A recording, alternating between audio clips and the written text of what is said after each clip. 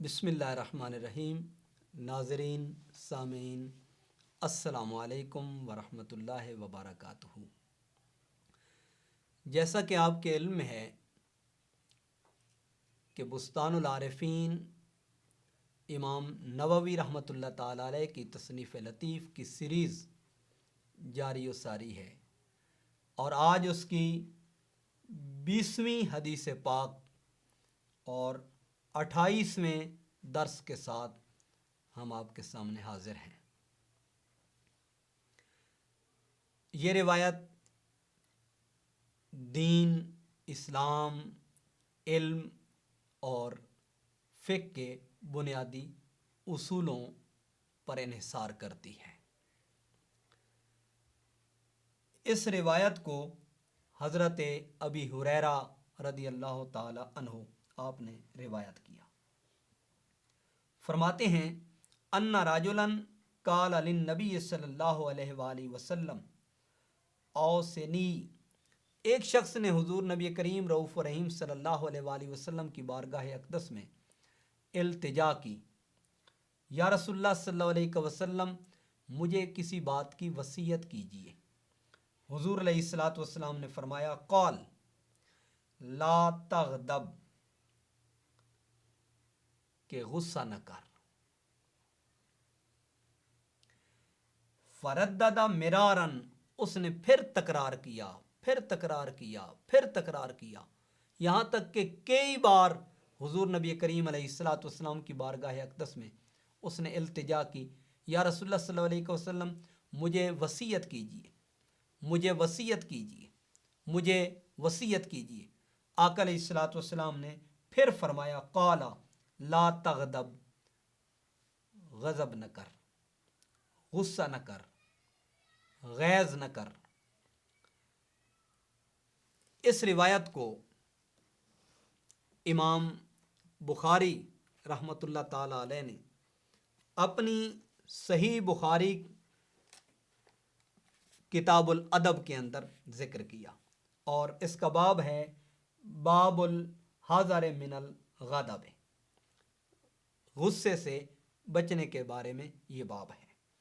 और ये रिवायत भी हज़रत अबी हुरैरा रदियल्लाहु ताला अन्हो से मरवी है अन्ना राजुलन काल लिन नबी सल्लल्लाहु अलैहि वसल्लम औसनी काल ला तग़दब फरद्ददा मिरारन काल ला तग़दब, उसने कई बार यही तकरार किया, या रसूलुल्लाह सल्लल्लाहु अलैहि वसल्लम मुझे वसीयत कीजिए, मुझे वसीयत कीजिए। तो आका अलैहिस्सलातु वस्सलाम ने इरशाद फरमाया कि गुस्सा न कर, गदब ना कर। इसी रिवायत को हकीम तिरमिज़ी ने अपनी नवादिरुल उसूल की ये पहली जिल्द है उसमें चंद एक तुरुक से ज़िक्र किया है। ये हमारे पास अल अस्लु सालिस फिल गदब और इसकी पहली रिवायत है जो कि हज़रत बहज़ बिन हकीम बिन मुआविया बिन हैदा अल कुशैरी रदी अल्लाह ताला अन्हु से मरवी है। वो अपने बाप से रिवायत करते हैं और वो अपने दादा से रिवायत करते हैं। वो फरमाते हैं कि काला कुल तो या रसूलुल्लाह सल्लल्लाहु अलैहि वसल्लम अखबिरनी बेवसीयतिन कसीरतिन फ़अल्ज़महा, या रसूलुल्लाह सल्लल्लाहु अलैहि वसल्लम मुझे ख़बर दीजिए एक ऐसी मुख्तसर सी वसीयत की जिसे मैं लाजिम पकड़ लूँ और अपने ऊपर लाजिम ठहरा लूँ। आका अलैहिस्सलातु वस्सलाम ने फरमाया ला तग़दब या मुआविया इब्न हैदा, ए मुआविया बिन हैदा गज़ब न कर, गुस्से में ना आ, शिद्दत को इख्तियार न कर, गैज़ को इख्तियार न कर। जिस तरह कुरान करीम में अल्लाह तबारक व तआला ने अपने ख़ास बंदों की अलामत और निशानी का ज़िक्र करते हुए इरशाद फरमाया कि उनकी निशानी ये है कि वो खुशी में भी और गमी में भी, कुशादगी में भी और तंगी में भी अल्लाह के रास्ते में खर्च करते हैं। वल काज़िमीन अल गैज़, اور غصے کو پی جاتے ہیں. جتنا بھلے غصہ آئے، کسی کی کسی بھی نقل و حرکت پہ غصہ آئے، اس کو پی جاتے ہیں. والعافین عن الناس، اور لوگوں سے درگزر کرتے ہیں. یہی وہ لوگ ہیں جن کو نہ کوئی خوف ہے اور نہ ہی کوئی غم ہے. اور یہی اولیاء کی علامات میں سے ہے کہ الا ان اولیاء اللہ لا خوف علیہم ولا هم یحزنون، کہ ان پر نہ کوئی خوف ہے اور نہ ہی کوئی غم ہے. تو یہاں حضرت معاویہ بن حیدہ سے حضور نبی کریم رؤوف رحیم صلی اللہ علیہ وسلم نے فرمایا، جب انہوں نے سوال کیا کہ مجھے ایک مختصر سی وصیت کیجئے جسے میں لازم پکڑ لوں، تو حضور نے فرمایا ان الغضب یفسد الایمان، فرمایا غضب نہ کر. کیوں؟ اس کی ریزن کیا ہے؟ فرمایا بے شک غضب یہ ایمان کو لے جاتا ہے، ایمان کو فاسد کر دیتا ہے، ایمان کو ختم کر دیتا ہے. کما یفسد الصابر العسل، جس طرح کڑوی دوائی میٹھی چیز کو، شہد کو ختم کر دیتی ہے، اس کی مٹھاس کو ختم کر دیتی ہے، فرمایا اسی طرح غضب بھی ایمان کو ختم کر دیتا ہے. اور اسی جلد میں جو پہلی جلد ہے حکیم ترمذی کی نوادر الاصول کی، اس کے صفحہ نمبر یہ 163 پہ روایت ہے. اب جو روایت آپ کے سامنے پیش کرنے جا رہا ہوں وہ ہے 164 صفحے پہ. حضور نبی کریم رؤوف رحیم صلی اللہ علیہ وآلہ وسلم آپ نے ارشاد فرمایا، وروی عن رسول اللہ صلی اللہ علیہ وسلم ان الغضب میسم من نار جہنم علی نیات قلب ابن آدم. فرمایا بے شک غضب یہ داغ دیتا ہے جہنم کی آگ سے اس کے ایک خاص مقام کے اوپر جسے نیات کہا گیا ہے، جہاں پر کسی چیز کو آدمی لٹکا دیتا ہے، یعنی وہاں پہ جا کے اسے داغ دیتا ہے. اور وہ کیا مقام ہے؟ قلب ابن آدم، آدمی کے، ابن آدم کے، اولاد آدم کے دل کو. غصے سے آدمی کا دل داغا جاتا ہے، آدمی کے دل پہ نشان اور داغ لگ جاتا ہے. اور اسی سے متصل دوسری روایت ہے، آقا علیہ الصلوۃ والسلام نے فرمایا، جسے حضرت عبداللہ ابن مسعود رضی اللہ تعالی عنہما نے روایت کیا. حضور نے فرمایا ان الغضب میسم من نار جہنم، کہ بے شک غضب یہ جہنم کی آگ سے گویا داغنا ہے. یدعہ اللہ تعالی علی نیات احدہم، تو اللہ تبارک و تعالی اسے لگا دیتا ہے تم میں سے کسی ایک کے اس خاص مقام کے اوپر جہاں پر اس کو داغا جاتا ہے. اور فرمایا الا تری انہ اذا غضب، کیا تم نے نہیں دیکھا کہ بے شک آدمی جب غضبناک ہوتا ہے، غصے کو اختیار کرتا ہے تو کیا ہوتا ہے؟ احمرت عیناہ، اس کی آنکھیں سرخ ہو جاتی ہیں، آنکھوں میں شدت اور سرخی آ جاتی ہے. وَأَرْبَدَّ وَجْهُهُ، اور اس کا چہرہ سیاہ ہو جاتا ہے، رنگ متغیر ہو جاتا ہے، چہرہ متغیر ہو جاتا ہے. وَانْتَفَخَتْ أَوْدَاجُهُ، اور اس کی گردن کی رگیں پھول جاتی ہیں. گویا غصے میں اس کے پورے وجود کی کیفیت بدل جاتی ہے، پورے کے پورے وجود کی حالت بدل جاتی ہے. گویا آدمی پورے کا پورا ایک حالت سے دوسری حالت میں چلا جاتا ہے. اور ہوتا یہ ہے کہ آدمی کی عقل جواب دے جاتی ہے، اور پھر غصے کی حالت میں جو منہ میں آتا ہے وہی کہتا ہے، جو ہاتھ میں آتا ہے وہی مارتا ہے، جو پاؤں کے ذریعے اختیار کر سکے وہی کرتا ہے. یہ غصے کی شدت کے نتیجے میں آدمی بسا اوقات آدمی کا وہ فعل کسی کی جان کے ضیاع کا سبب بن جاتا ہے، عزت کے ضیاع کا سبب بن جاتا ہے، مال کے ضیاع کا سبب بن جاتا ہے، جان کے ضیاع کا سبب بن جاتا ہے. اس لیے حضور سے تکرار کے ساتھ صحابی نے پوچھا حضور مجھے وصیت کیجیے، حضور نے فرمایا غصہ نہ کر. اور ممکن ہے اس کے وجود میں غصے کی شدت پائی جاتی ہو، جس کے نتیجے میں آقا علیہ الصلوۃ والسلام نے فرمایا کہ تو غصہ نہ کر. اور آگے اس بات کا جاننا نہایت ہی ضروری ہے کہ غصہ پیدا کہاں سے ہوتا ہے. آدمی کے غصے کا بنیادی سبب اور بنیادی وجہ کیا ہے، اور اس بات کا جاننا نہایت ہی ضروری ہے. اگر اس بات تک رسائی حاصل نہ ہو سکی تو آدمی غصے کا خاتمہ آسانی سے نہیں کر سکتا. اس کے خاتمے کے بہت سارے اسباب ہیں، وہ انشاءاللہ آخر میں عرض کریں گے، لیکن اس بات کا جاننا ضروری ہے کہ غصہ پیدا کہاں سے ہوتا ہے، کس سبب سے ہوتا ہے اور کس وجہ سے ہوتا ہے. جب آدمی اس کے اسباب پہ نگاہ ڈالتا ہے اور اس کی وجوہات پہ نگاہ ڈالتا ہے تو آدمی کے لیے غصے پر کنٹرول کرنا آسان ہو جاتا ہے. مثلا یہ روایت حضرت عیسیٰ بن مریم علیہ السلام اور علیہ السلام سے مروی ہے. انہو سالہ یحییٰ بن زکریا علیہ السلام، انہوں نے حضرت یحییٰ بن زکریا سے یہ سوال کیا کہ غصے کی کیفیت کیا ہے، ان الغضب، غصہ کیسے آتا ہے اور غصے کی ابتدا کہاں سے ہے. قالا بدؤہ، اس کی ابتدا کیا ہے کہ ما بدؤہ، یہ کیسے شروع ہوتا ہے، اس کی شروعات کہاں سے ہوتی ہیں. قالا الکبر، تو حضرت یحییٰ بن زکریا علیہ السلام نے فرمایا کہ اس کی ابتدا کبر سے ہوتی ہے. اور آگے فرمایا الا تری انک تغضب الا من ہوا دونک، فرمایا کیا تجھے پتہ نہیں کہ تو اپنے سے چھوٹے پر یہ غضب کرتا ہے اور غصے کو بطور خاص اختیار کرتا ہے.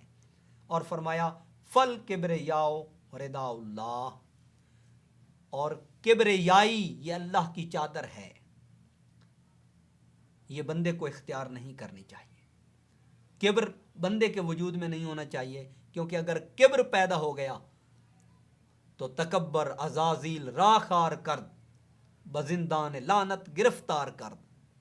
تکبر نے عزازیل کو ابلیس بنا دیا، بزندان لعنت گرفتار کرد، اور لعنت کے قید خانے میں اسے ہمیشہ ہمیشہ کے لیے گرفتار کر دیا. تو غصے کی ابتدا کبر ہے، تو بنیادی طور پر کبر کا خاتمہ کرنا چاہیے. اور کبر کا تعلق بندے کے قلب سے زیادہ متعلق ہے، دل سے زیادہ متعلق ہے. تو بنیادی طور پر کبر کا خاتمہ کرنا یہ بندے کے اوپر لازم ہے، کیونکہ کبر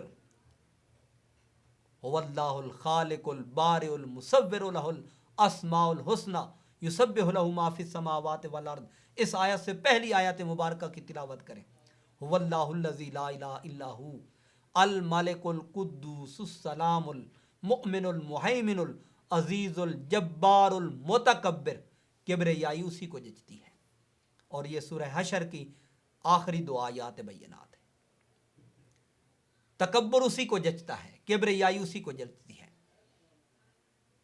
سبحان اللہ عما یشرکون، اور اللہ کی ذات پاک ہے جو وہ شرک کرتے ہیں. تو کبر کا خاتمہ یہ ضروری ہے. اور اسی میں حضرت انس بن مالک رضی اللہ تعالیٰ عنہ سے روایت ہے، وہ حضور نبی کریم رؤوف رحیم صلی اللہ علیہ وسلم سے روایت کرتے ہیں. قال، حضور فرماتے ہیں، یقول اللہ تبارک و تعالی، اللہ تعالیٰ فرماتا ہے، لیل عظمت والکبریاء، بڑائی اور کبریائی یہ میری ذات کے لیے ہے. کبریائی اسی کو جچتی ہے، کبر اسی کو جچتا ہے. عظمت، سرفرازی اور سربلندی سب سے عظیم تر اسی کی ذات کے لیے ہے. اور یہاں پر ایک بات کو ضروری سمجھتا ہوں کہ بعض احباب کے ذہن میں کوئی اچھا لباس پہن لے، اچھی دستار پہن لے، اچھی پوشاک پہن لے، اچھے جوتے پہن لے، اچھی ٹوپی پہن لے، تو لوگ کہتے ہیں یہ تو بڑا متکبر ہے۔ لیکن یاد رکھیں کبر کا تعلق ظاہر سے اتنا نہیں ہے۔ ہاں اگر آدمی فخر اور وڈیائی پہ اتر آئے لباس پہننے میں تو اس کی بھی ممانعت ہے، لیکن کبر کا تعلق لباس سے نہیں، دستار سے نہیں، جوتے سے نہیں۔ آئیے اس بات کو بھی صحیح مسلم سے جاننے کی کوشش کرتے ہیں۔ ہمارے سامنے صحیح مسلم کتاب البر والصلۃ والادب، اور اس میں یہ باب ہے پورا، جس کو حضور نبی کریم رؤوف رحیم صلی اللہ علیہ وآلہ وسلم آپ کی ان روایات سے جن میں حضور نبی کریم رؤوف الرحیم صلی اللہ علیہ وآلہ وسلم آپ نے ارشاد فرمایا،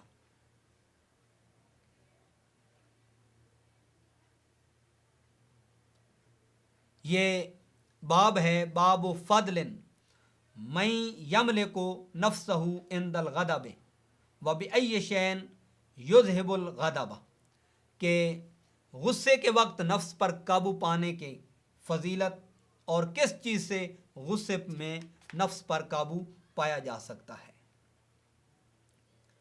یہ 3 روایات ہیں جس میں حضور نبی کریم رؤوف الرحیم صلی اللہ علیہ وآلہ وسلم نے ارشاد فرمایا، اور یہ روایت حضرت عبداللہ ابن مسعود رضی اللہ تعالی عنہما سے ہے۔ حضور نے فرمایا، پہلوان وہ نہیں جو شدت کے وقت، غصے کے وقت اپنے آپ کے اوپر قابو نہ پا سکے، بلکہ پہلوان وہ ہے جو غصے میں اپنے اوپر کنٹرول کر لیتا ہے۔ الذی یملک نفسہ عند الغضب، کہ جو اپنے نفس پر، اپنے آپ پر غصے کے وقت قابو پا لے، وہ پہلوان کہلاتا ہے۔ اور دوسرے مقام پہ حضور نبی کریم علیہ الصلوۃ والسلام نے ارشاد فرمایا، یہ بھی صحیح مسلم کی کتاب البر والصلۃ کی اور اسی باب کی روایت ہے، فرمایا حضرت ابی ہریرہ رضی اللہ تعالیٰ عنہ آپ سے مروی ہے، قال لیس الشدید بالسرعۃ انما الشدید الذی یملک نفسہ عند الغضب، شدید وہ نہیں اور پہلوان وہ نہیں کہ جو غصے کے وقت اپنے اوپر کنٹرول نہ کر سکے، اپنے اوپر قابو نہ پا سکے، بلکہ پہلوان وہ ہے جو غصے کے وقت اپنے اوپر کنٹرول کر لیتا ہے۔ قال الذی یملک نفسہ عند الغضب، کہ جو غصے کے وقت اپنے اوپر پورا کنٹرول کر لیتا ہے۔ اور تیسرے مقام پہ حضرت سلیمان بن سرد رضی اللہ عنہ ان سے مروی ہے، بیان کرتے ہیں حضور نبی کریم رؤوف الرحیم صلی اللہ علیہ وآلہ وسلم کے سامنے دو شخص جھگڑے، تو اس وقت آقا علیہ الصلوۃ والسلام نے فرمایا، انی لعارف کلماتن، بے شک میں ان کلمات کو جانتا ہوں، لو قالا ہا لذہب عنہ، اگر وہ کلمات ادا کر دیں تو ان کے غصے کی شدت چلی جائے گی۔ اور وہ کلمات کیا ہیں؟ فرمایا الذی یجد اعوذ باللہ من الشیطان الرجیم، کہ جب وہ غصے کو پائے تو کہے اعوذ باللہ من الشیطان الرجیم، یہ کلمات ادا کرے تو اس کا غصہ ٹھنڈا پڑ جائے گا۔ جو روایت ناچیز آپ کے سامنے عرض کرنا چاہ رہا تھا کہ حضور نبی کریم رؤوف الرحیم صلی اللہ علیہ وآلہ وسلم آپ نے جب کبر کا ذکر کیا اور تکبر کا حضور نبی کریم رؤوف الرحیم صلی اللہ علیہ وآلہ وسلم نے تذکرہ فرمایا، تو کبر کے بارے میں اور تکبر کے بارے میں حضور سے سوال کیا گیا، یا رسول اللہ صلی اللہ علیہ وسلم کیا اچھا لباس پہننا تکبر ہے؟ حضور نے فرمایا نہیں۔ کیا اچھا جوتا پہننا تکبر ہے؟ حضور نبی کریم صلی اللہ علیہ وآلہ وسلم نے فرمایا نہیں۔ تو عرض کی گئی، یا رسول اللہ صلی اللہ علیہ وسلم پھر کبر کیا ہے، تکبر کیا ہے؟ آقا علیہ الصلوۃ والسلام نے فرمایا، تکبر یہ ہے کہ اللہ کے احکام کو رد کرنا اور اس کی مخلوق کو حقیر جاننا۔ جب مخلوق کی حقارت یہ وجود میں پیدا ہونا شروع ہو جائے تو سمجھ لو کہ آدمی زوال پذیر ہو گیا۔ اور غصے کی ابتدا جو ہے وہ تکبر ہے. جس طرح یحییٰ بن زکریا سلام اللہ علیہما ان کے حوالے سے نوادر الاصول کی یہ روایت بیان کی گئی. اور اگر لباس کی بات ہے، اچھی پوشاک کی بات ہے، اچھی دستار کی بات ہے، اچھی ٹوپی کی بات ہے، تو یہ تو حضور نبی کریم رؤوف رحیم صلی اللہ علیہ وآلہ وسلم نے بھی استعمال کی. حضور علیہ الصلوۃ والسلام کے معمول میں یہ چیزیں رہی ہیں. لیکن افسوس کی بات یہ ہے کہ آج حضور کے ایک پہلو کو بیان کیا جاتا ہے اور وہ ماذ یتیمی کے پہلو کو، اور آپ کے فقر کے پہلو کو جسے غربت کے معنی میں لیا جاتا ہے. یہ حدیث پاک کیوں نہیں بیان کی جاتی؟ حضور فرماتے ہیں اوتی تو مفاتیح خزائن الارض، اللہ نے تمام خزانوں کی چابیاں مجھے عطا کر رکھی ہیں. اور یاد رکھیں فقر دو طرح کا ہے، ایک فقر اضطراری ہے اور ایک فقر اختیاری ہے. حضور کے لیے فقر اضطراری نہیں تھا بلکہ آقا علیہ الصلوۃ والسلام کا فقر اختیاری تھا، جو حضور نبی کریم رؤوف رحیم صلی اللہ علیہ وآلہ وسلم نے اختیار کر رکھا تھا. ہمارے پاس یہ کتاب ہے اخلاق النبی صلی اللہ علیہ وآلہ وسلم و آدابہ، اور اس کتاب کے مؤلف ہیں حافظ عبداللہ بن محمد الاصبہانی، جو معروف ہیں ابی شیخ کے نام سے. اور ان کا جو وصال ہے وہ ہے 369 ہجری میں. گویا یہ 4 صدی ہجری کے حافظ بھی ہیں، محدث بھی ہیں، اور حافظ الحدیث اور ابی شیخ کے لقب سے ملقب بھی ہیں. آپ کی یہ کتاب حافظ ابی محمد عبداللہ بن محمد بن جعفر بن حیان الاصبہانی، آپ کی اس کتاب اخلاق النبی و آدابہ صلی اللہ علیہ وآلہ وسلم میں انہوں نے حضور نبی کریم صلی اللہ علیہ وآلہ وسلم کے معمولات کا بطور خاص ذکر کیا، حضور کے اخلاق کا ذکر کیا اور حضور کے آداب کا ذکر کیا. یہاں پہ 2-3 چیزیں آپ کے سامنے پیش کرنا چاہتا ہوں کہ جہاں پر حضور نبی کریم علیہ الصلوۃ والسلام کے پیوند مبارک کا ذکر کیا جاتا ہے، وہاں پہ یہ ذکر کرنا بھی ضروری ہے کہ آقا علیہ الصلوۃ والسلام نے جو لباس پہنا، جو حلہ استعمال کیا، اور جو آقا علیہ الصلوۃ والسلام نے کرتہ مبارک استعمال کیا، اس جیسا شاید کسی نے استعمال کیا ہو. جو حضور نے نالین مقدس استعمال کی، ان جیسی شاید کسی نے استعمال کی ہو. جو حضور نے دستار مبارک استعمال کی، اس جیسی شاید کسی نے استعمال کی ہو. اور جو حضور علیہ الصلوۃ والسلام نے نالین مقدس استعمال کیے، ان جیسے شاید کسی نے استعمال کی ہوں. اور حضور علیہ الصلوۃ والسلام نے جو ٹوپی مبارک استعمال کی، اس جیسی شاید کسی نے استعمال کی ہو.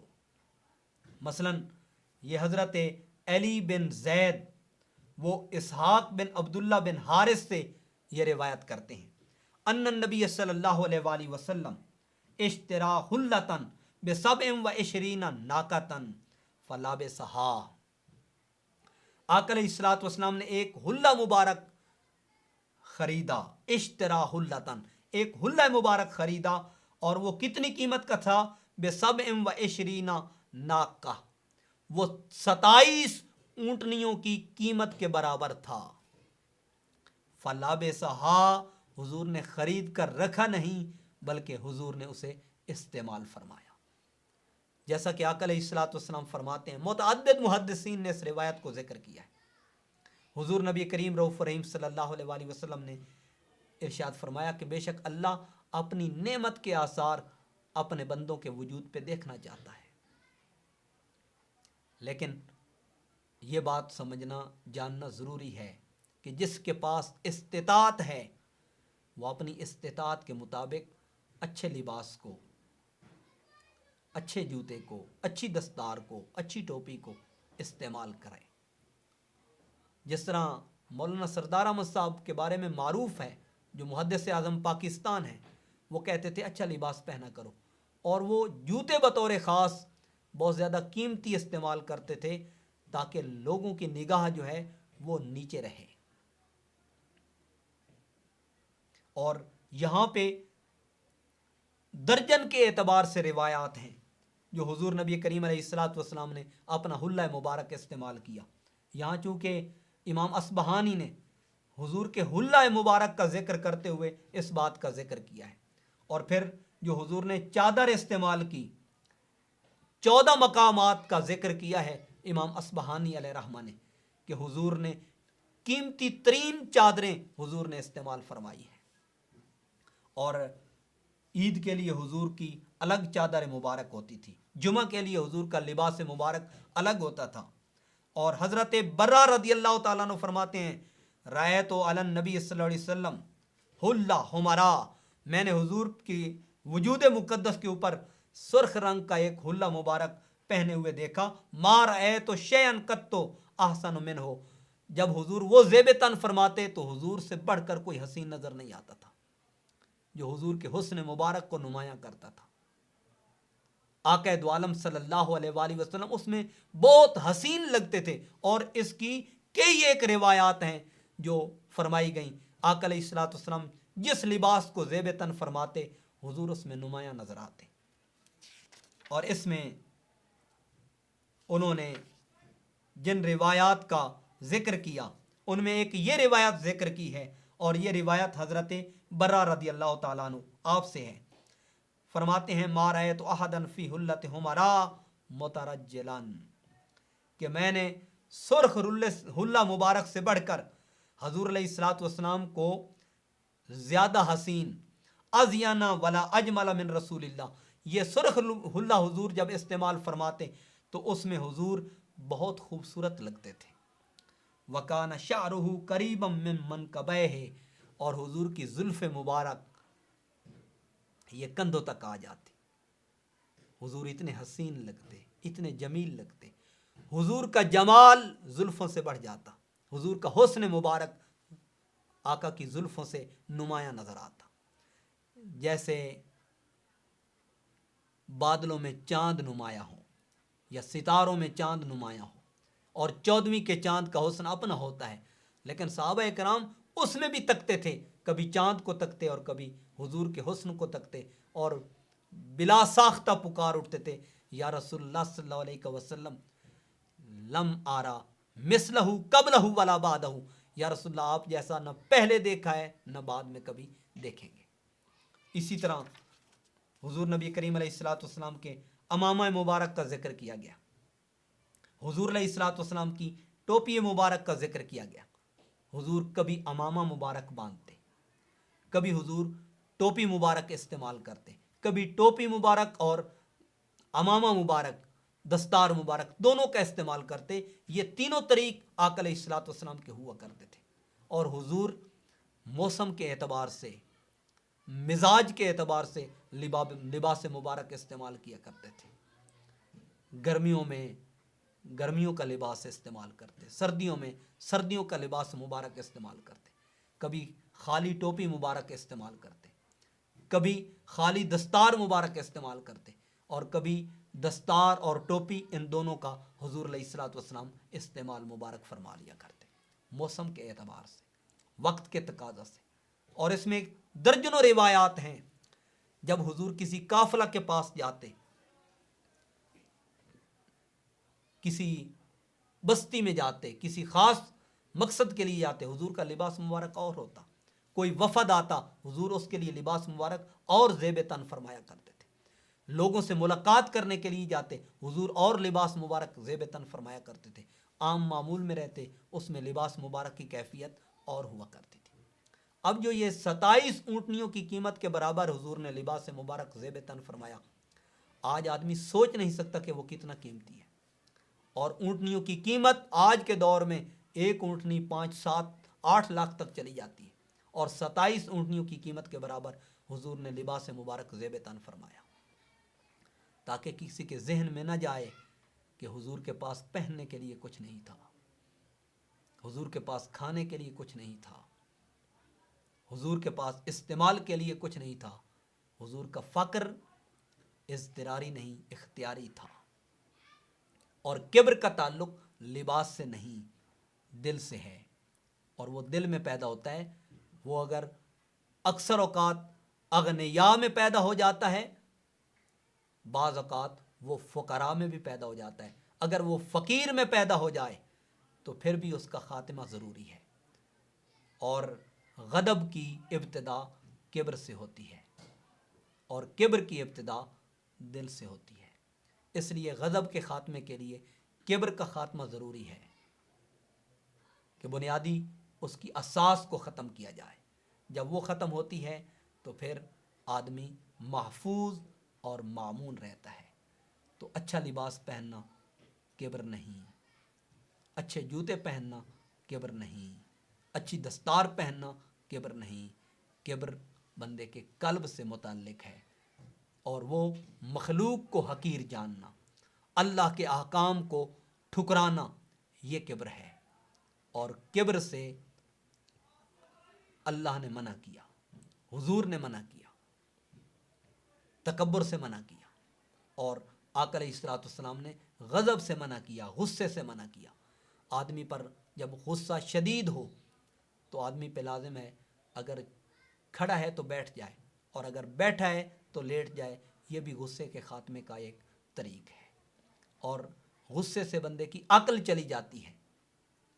اس لیے غصے میں کوئی کام نہ کیا جائے، بلکہ جب آدمی عام معمولات پہ ہو اور اس کی طبیعت و کیفیت عام معمولات پہ ہو تو اس وقت کسی کی چیز اور کسی بھی معاملے میں فیصلہ کیا جائے۔ اس لیے حضور نے فرمایا لا تغضب، غصہ نہ کر، لا تغضب، غصہ نہ کر۔ اللہ تعالیٰ عمل کی توفیق عطا فرمائے۔ بہت شکریہ۔